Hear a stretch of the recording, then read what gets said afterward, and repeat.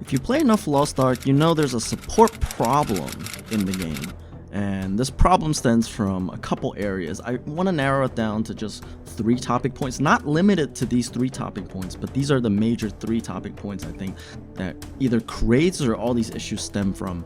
And that's 1, the support shortage, which is connected and not limited to support progression, and ultimately the support design of Lost Ark, right? Not in Lost Ark, but in ARPGs in general. The way the targeting system works, you know, the way the game mechanics exist, for lack of a better term.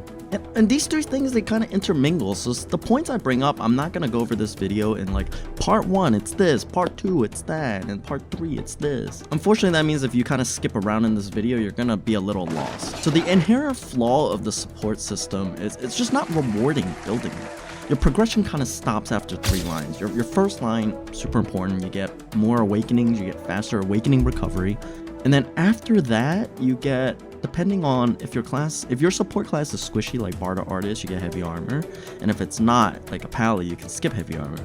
And on Bards, Expert's not actually as important as it is on Paladin. Like, you kind of want Expert on Paladin, and you can forego heavy armor. Class engraving's a given. So already awakening, class engraving, either heavy armor or expert. And then the 4th line for Bard and Artist is expert. Excuse my artist knowledge if this is incorrect. But those are like the 4 lines, right? And then for Paladin, your 4th line, vital hit or drops of ether, depending on how you want to approach them. And that's it. The 5th line is just the most optional thing ever. For Bard, a lot of Bards, I think vital hit is probably the most important line as we get into more mechanics that require stagger. But that's really it. It's not like getting Keen Blunt or getting Curse Stall on top of everything where you just do more healing, right? Or like, as a support, that's really the limitation. I think supports need an overhaul of engraving. They need a new engraving that they can ultimately use where it feels like you're progressing your character, at the very least. Let's look at it like World of Warcraft's healers, for example. So you have these different healers that have unique identities because of the Holy Trinity system. So you have Paladins, main job is being tank healing. They throw Beacon of Light, they can heal other targets, and it still heals the tanks. And in 25-man content or 15-man content, you have 2 tanks.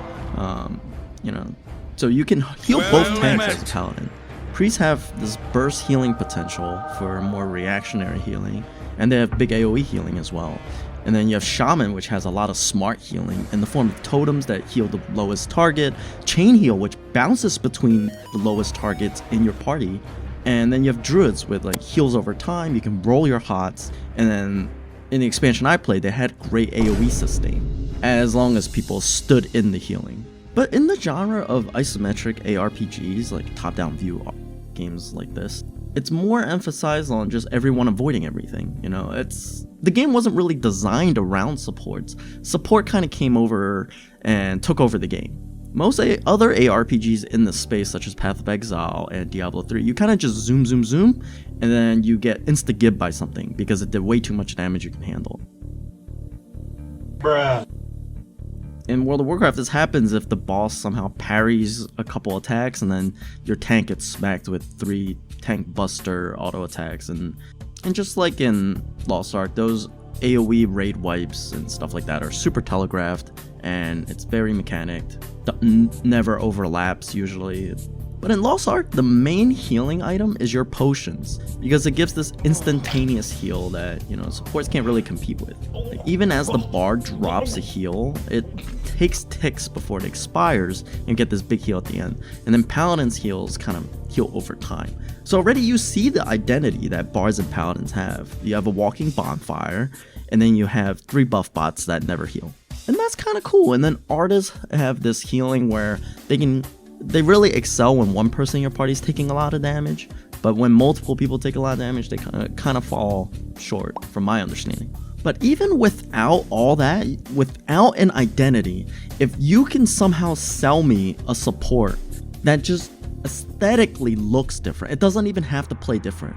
Just make Paladin, but his skills are purple. I'll still play that class. If you can make it like because he sucks in the environment to heal you, it's like chaotic healing time, whatever. Make Paladin, but his skills are red. Wow. Ooh, I'll play that class. I'm a monkey, all right? I'll play whatever. Just make it cool. All right, Smilegate, here's some free ideas. You can have them. You can have them for free. Martial artist, female or male, it's drunken monk. And you throw beer at players to heal them. Your weapon is a beer keg. All right, boom, boom. Alchemist, male mage. You inject players with the good juice. You chuck syringes, or you shoot things out of your syringe, like holy sword, like Paladin's holy sword. Could be a counter. I don't know. Whatever. Weapon can be a flask. Female paladin. Just give me that shit. Smilegate, please. I just want the fucking female paladin, please. Anyway, I appreciate you guys for listening to my support TED Talk. And it's tip of the iceberg for a discussion. There's so much to unpack here. And as always, I appreciate all the comments. You guys make the comment section amazing. And thanks for watching. If you want more videos like this, give a little subby, turn on your notifs, and like the video.